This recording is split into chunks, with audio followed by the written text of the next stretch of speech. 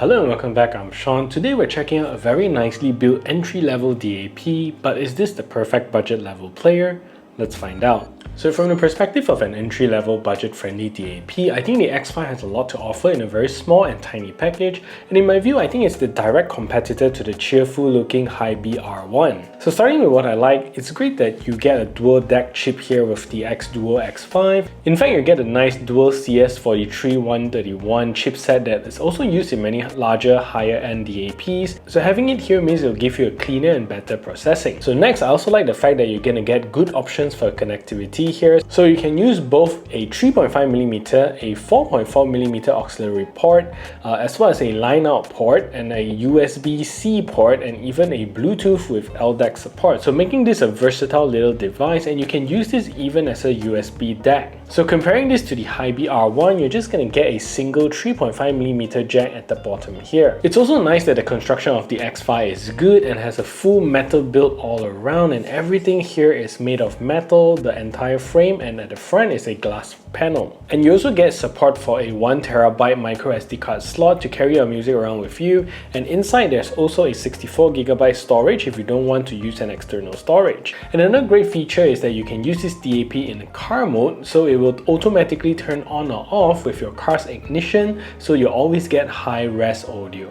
So what could be better? And first of all, this is an obvious one, which is the OS that you get here, and the entire device actually looks really premium until the moment you turn it on and see that ultra dated laggy operation system, and this is immediately a turn off for me. And at least with the Hi-B R1, Hi-B kept it simple, clean, with a few big buttons to operate, and even the menu looks polished and simple. But over here, it just feels like it's not so polished and look very rough around the edges, and operation is just very sluggish. So another area that I don't quite like is the Bluetooth chip that you get with this, and it's already 2025 and we're still getting Bluetooth 4.2 here. That's what I reviewed on products back in 2019. And the battery life, although marketed as 10 hours, I do notice that it drops significantly faster with constant playing. The device does heat up quite a lot because of this metal case as well, so within 2 to 3 hours I noticed the battery went down to almost 50%. Also, there isn't any streaming capabilities on this one, so it's strictly a bring your own music kind of device. And again, with the Hi-B, at least you're gonna get Tidal and Qobuz streaming. So with that said, the xDuoo X5 comes in at a price of $209 or around 925 Malaysian ringgit. It's actually a very good price for its audio performance, but all in all, it's still an entry-level DAP. So if you find value in what you hear and like what you see so far, do subscribe to the channel and ring the notification bell so the YouTube algorithm can pick this up. And if you want to buy this DAP, do check out my links below. So the X5 comes with great sound signature thanks to the dual CS43-131 DAC chip that provides a clean, distortion-free sound profile. And from my tests with different types of headphones and IEMs, I learned that it's got a very wide dynamic range, managing the lows well and the highs clean, and a very solid prominent mid-range.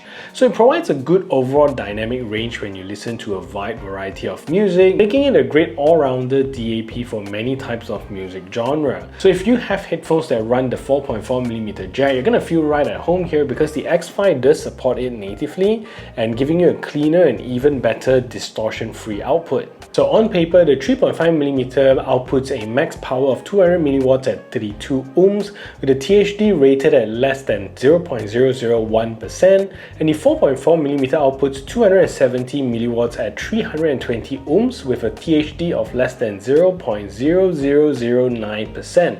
So here you can see why the distortion is much less lower. So do take note that you also get a line out with 3.5mm running at a power of 2 VRMS with a THD of less than 0.001%, and it's running on a separate output jack on this device. Overall, if you have a higher end device plugging it in here, the X5 does do it justice because the power it can deliver, and the X5 has a power to drive headphones from 16 ohms all the way to 300 ohms. So let's talk about the design, and the great thing about the X5 here is that it's fully made out of metal and feeling extremely premium for the price that you're paying for.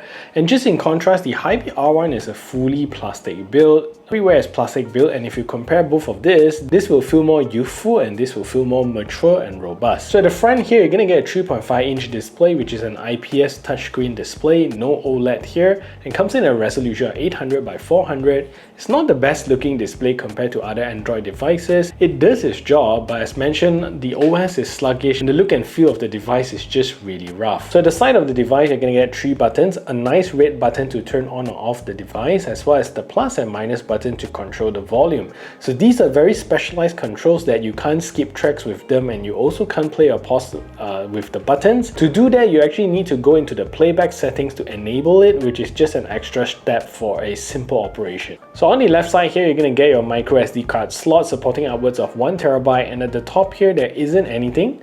And at the bottom, you're going to get your ports. You're going to get a USB-C port, a 3.5mm line out, a 3.5mm jack, as well as a 4.4mm headphone jack. So in terms of the audiophile features, you're going to get 8 different preset EQs to choose from, as well as a 10-band EQ to play with. This is definitely not as flexible as the MSEB feature found on HiB's product. So apart from that, you also get a bunch of playback settings, including digital gain, digital filters, and enable car mode as well. So there's a lot of things that you can play around here. All in all, I wish there is a better display, a high resolution menu, and more polished operations.